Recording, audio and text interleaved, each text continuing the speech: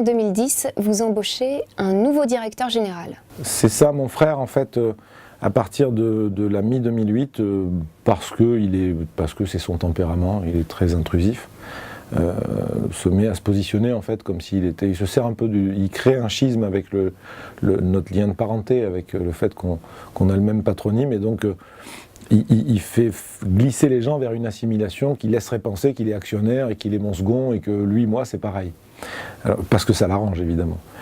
Et donc rapidement, il se positionne comme s'il était le directeur général. Je ne l'ai jamais nommé directeur général, mais il se positionne, comme puis finit d'ailleurs par le mettre sur des cartes de visite. Et puis il devient vraiment très très présent. Et puis à un certain moment, il finit par dire que je le gêne en fait. C'est-à-dire qu'il faut que je sorte parce que je l'empêche de décider comme il voudrait. Et bon, il devait en être convaincu, il pensait qu'il était peut-être plus apte que moi à diriger la radio, je ne sais pas, hein. En tout cas il l'a déclaré plusieurs fois. Et il est devenu agressif, il a contesté mes décisions, toutes, et il s'est mis à me dénigrer auprès des effectifs, du personnel, dans mon environnement personnel aussi, privé. Donc il a fait un vrai travail de sape en fait autour de moi, en même temps qu'il faisait un travail de conquête dans mon entreprise. Donc en même temps qu'il me déstabilisait, il était en train de conquérir du terrain dans mon entreprise, en me donnant des avantages en des gens, enfin il était en campagne en fait. Et effectivement, quand il s'est senti plutôt prêt et qu'il avait suffisamment d'alliés, qu'il a payé pour certains d'entre eux, à ce moment-là, il a été plus déterminant dans ses actions. En 2009, il a essayé de me faire placer sous curatelle en faisant signer toute la famille, évidemment. Il y a des membres de la famille qui n'étaient pas concernés par son complot, qui ont refusé, évidemment. Et avec mes deux sœurs qui l'accompagnaient dans ce complot, qui ont accepté l'idée, ma mère et ma sœur aînée ont totalement refusé, malgré le fait qu'il ait proposé de l'argent à l'aînée, qui lui ait proposé 1000 ou 1500 € par mois pour qu'elle s'allie à lui, pour qu'elle devienne son allié, voire sa complice. Ça ne le gêne pas, lui. Ça, hein. Il est très pragmatique comme garçon. Et effectivement, à la fin de l'année 2009, déjà, j'étais bien éprouvé. Il m'avait beaucoup fatigué parce qu'il était très, très, très entreprenant pour me déstabiliser. Il était très actif. Il avait un but en même temps.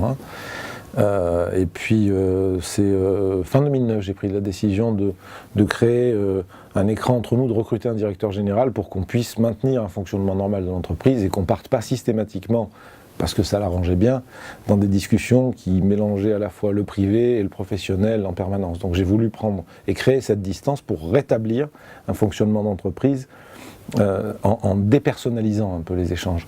Et en fait, ça a amplifié la difficulté, parce que ce directeur général, qui est un homme d'ailleurs de très grande valeur, en plus très compétent et très honnête, a très rapidement découvert que mon frère, en fait, il n'avait pas fait que se déclarer directeur général, il avait aussi pris beaucoup d'initiatives financières, il s'était servi des moyens de paiement de l'entreprise à des fins personnelles, il avait arbitré un certain nombre de dépenses qu'il n'avait pas arbitrées, il s'était même mis à signer des chèques de ma société, alors qu'il n'était pas du tout habilité à les signer, en faisant une imitation de ma signature assez grossière, que je retrouve sur des contrats, j'ai retrouvé tout ça après, bien entendu. Et donc, quand mon directeur général commence à me faire état de tout ça, je finis par lui dire, bon, là on va prendre position, donc on interroge Salah, mon frère, on l'interroge sur les raisons qui l'ont poussé à, par exemple, louer des voitures avec les papiers d'une société pour une autre société, donc c'est un ABS, hein, clairement, pourquoi il a fait facturer un animateur, enfin des choses qui normalement n'auraient pas dû se faire comme ça. Il a fait des arbitrages qui ont lésé ma société, mais il les a fait sans m'en informer. Et il a détourné de l'argent. Ça, c'était plus sérieux déjà. Il retenait de l'argent, il détournait de l'argent. Donc là, on a commencé à le lui dire, à partir du mois d'avril 2010, et il y a eu des échanges écrits où on a questionné ça là.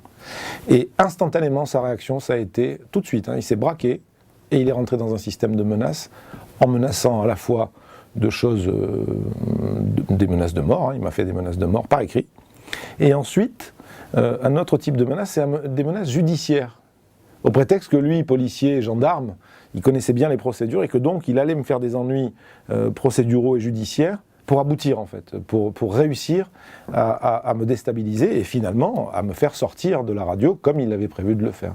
C'est charmant, hein, évidemment.